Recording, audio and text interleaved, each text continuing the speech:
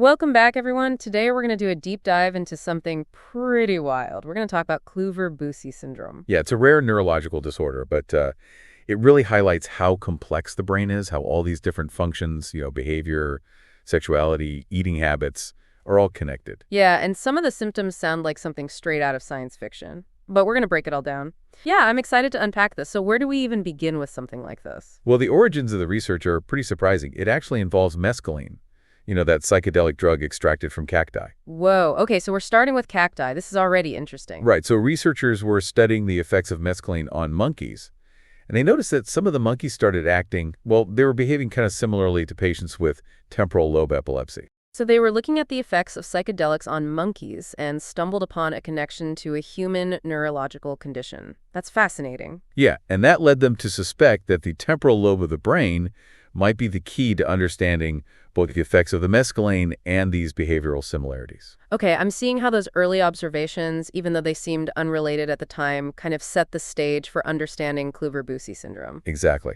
Now, there's this one pivotal case involving a monkey named Aurora.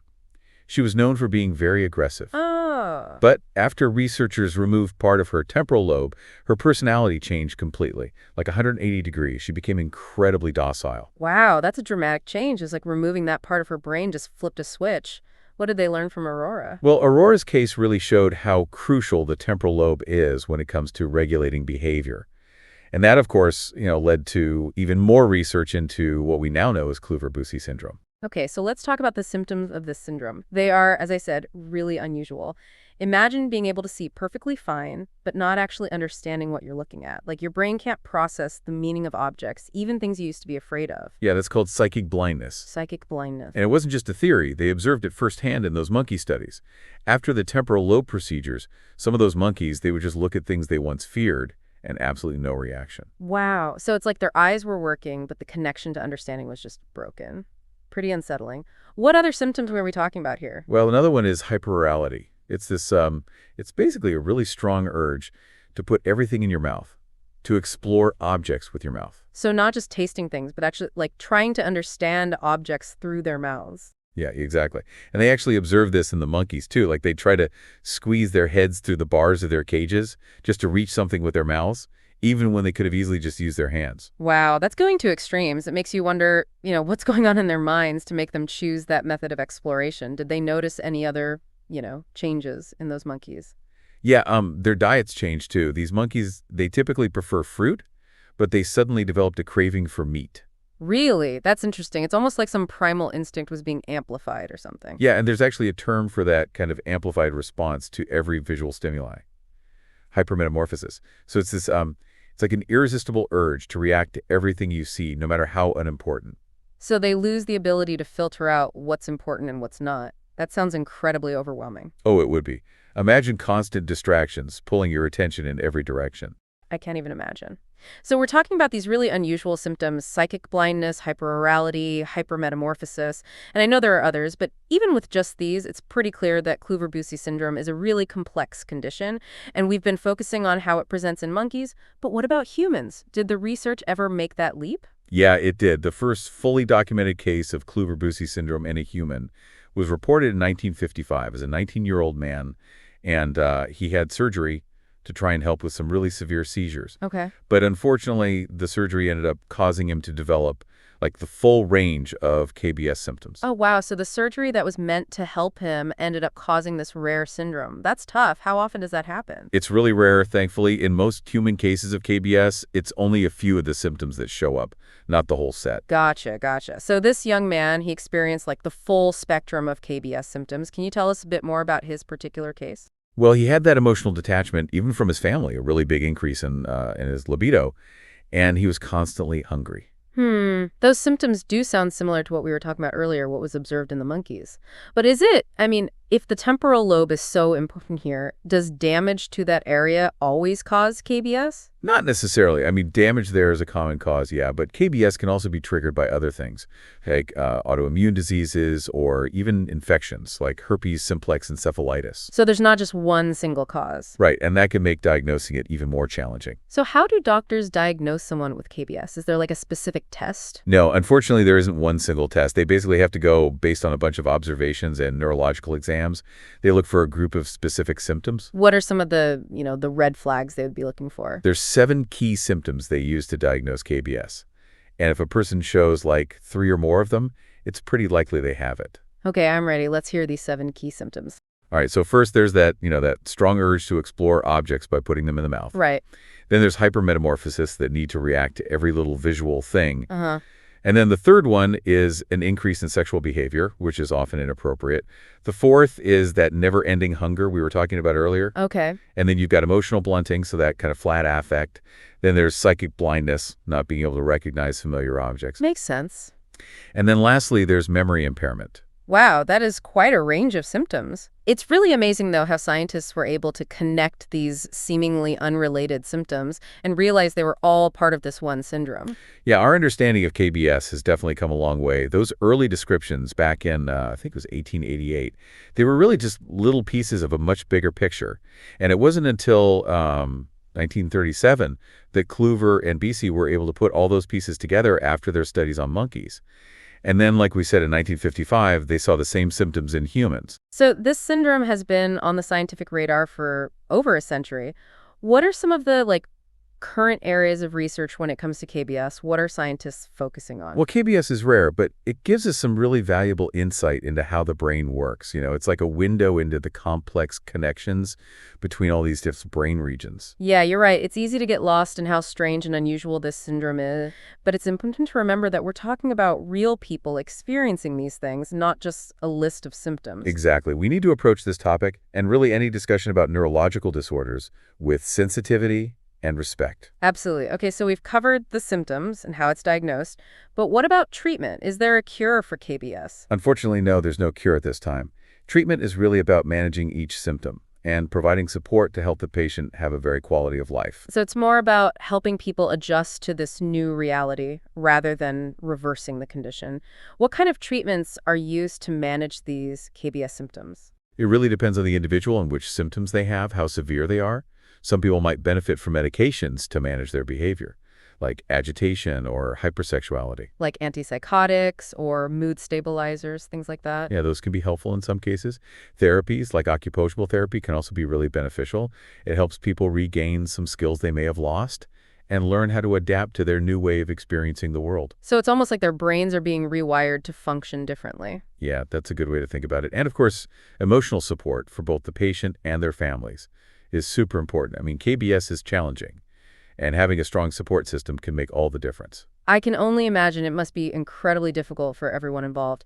Okay, so we've talked about what KBS is, how it's managed, but what about the why? What causes all these symptoms to happen in the first place? That's the million-dollar question. We don't have all the answers yet. But research points to the temporal lobes, especially the amygdala and hippocampus, as playing a big role. Can you remind us what those parts of the brain do again? Sure. The amygdala is kind of like our brain's emotional center. It helps us process things like, fear, aggression, those strong emotions. Okay. And the hippocampus is really important for forming new memories and learning.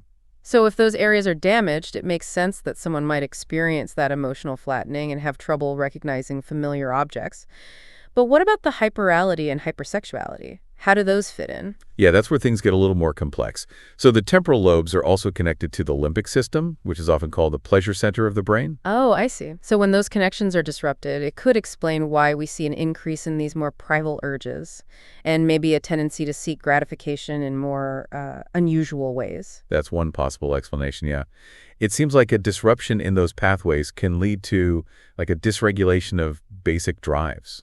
It really highlights how interconnected and delicate everything is in the brain, Even a small change in one area can have a huge impact on the whole system. It really makes you appreciate how complex the human mind is. It really does. And the more we learn about conditions like Klüver-Bucy Syndrome, the more we understand about the brain's incredible ability to adapt and, rewire itself. So even when faced with these challenges, there's still potential for things to get better, for new discoveries to be made. Yeah, absolutely. Every case we study, every new research finding, it all brings us closer to understanding those mysteries of the brain and developing better treatments for all kinds of neurological conditions. What would you say are, the most important takeaways for our listeners today? Well, first of all, I hope they walk away with a better understanding of this really unique disorder. But more than that, I think Kluver-Bucy syndrome really reminds us how connected our physical and mental states are. Yeah, it's easy to think of the brain as separate from the body, but they're constantly talking to each other, influencing each other. What happens in one directly impacts the other. Exactly. And that means it's so important to take care of both our physical and mental health. And, to get help if you notice something's not right. Early intervention can make a world of difference, especially with neurological conditions. For sure. It's understandable if our listeners are feeling a bit overwhelmed with all this information. This is some complex stuff, and it takes time to really digest it all. Totally. Don't be afraid to come back to this deep dive. Take some notes. Do your own research. The more we all learn about the brain, the more we understand ourselves. And who knows, maybe this episode will spark a lifelong passion for neuroscience in someone out there. You never know where curiosity will lead you. That's the beauty of learning. It's a never-ending journey of discovery. Before we wrap up completely, I want to touch on one more thing about Klüver-Bucy syndrome that I find really interesting. We talked about how it can change a person's personality and behavior so drastically, but what does that tell us about consciousness? If damage to certain parts of the brain can impact who we are so profoundly, what does that mean for how we understand what it means to be human? Whoa, that's a big question. Philosophers and scientists have been trying to answer that for centuries. Does our sense of self just come from the physical structure of our brain? Or is there something more, something we can't really define that makes us who we are? It's like Klüver-Bucy syndrome challenges our usual understanding of selfhood. You have to wonder, if the physical brain can change so much, what happens to the core of a person? Do they become someone totally different? Or is there some part of their identity that stays the same? It really makes you think, doesn't it? There's no easy answer. But I think it's such an important question to consider. It forces us to think about what we don't know and to appreciate just how mysterious the human mind really is. It's a reminder that even with all the advances we've made in science, we're still only beginning to scratch the surface when it comes to the brain. We still have so much to learn about how it works and what it really means to be conscious. It is humbling, isn't it? And incredibly exciting. There's still so much to discover and learn. So to our listeners, as we finish this deep dive into Klüver-Bucy syndrome, we'll leave you with a challenge. Think about everything we've talked about today and ask yourself this.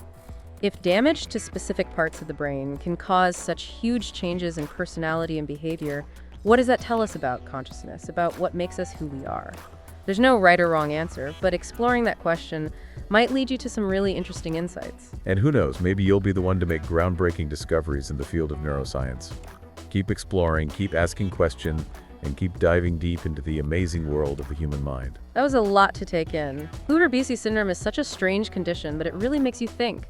All those unusual symptoms, it's hard to believe they're all connected to one syndrome. I know, right? But it goes to show just how intricate the brain is. It's like all these different parts working together, and when one thing gets disrupted, it can have a domino effect on everything else. Exactly. We talked about the challenges, obviously, but it's also important to remember how resilient the brain can be. Oh, absolutely. The fact that it can rewire itself, adapt to damage, even regain some of the functions that were lost, pretty incredible. It really is, and that's why research is so crucial. The more we understand about how the brain works, the better we can treat these conditions, not just KDS, but all kinds of neurological disorders. Exactly. Every new study, every piece of research we do brings us closer to unlocking the secrets of the brain, and that could lead to new therapies, new treatments, new ways to help people. So for our listeners who might be feeling inspired to learn more about neuroscience, where would you recommend they start? What resources are out there? Well, if you like reading, Oliver Sacks's book, The Man Who Mistook His Wife for a Hat, is a classic. It's full of these fascinating case studies that really bring the world of neurology to life. Oh, I love that book. He has such a way of explaining these complex topics in a way that anyone can understand. He really does. And another great book is The Brain That Changes Itself by Norman Doidge. That one delves into the whole concept of neuroplasticity, the brain's ability to change and adapt over time. And for those who are more visual learners, there are some fantastic documentaries and YouTube channels out there. The Brain with David Eagleman is a great one, covers a wide range of topics from how we perceive things to the nature of consciousness. And don't forget about university websites and offline courses.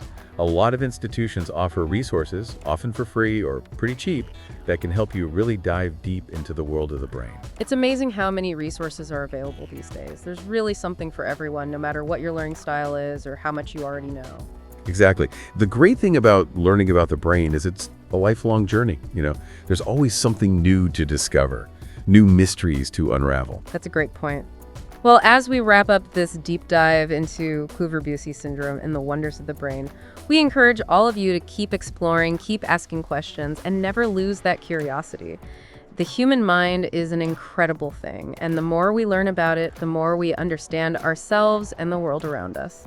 Thanks for joining us today. It's been a pleasure. Until next time, the 70 years.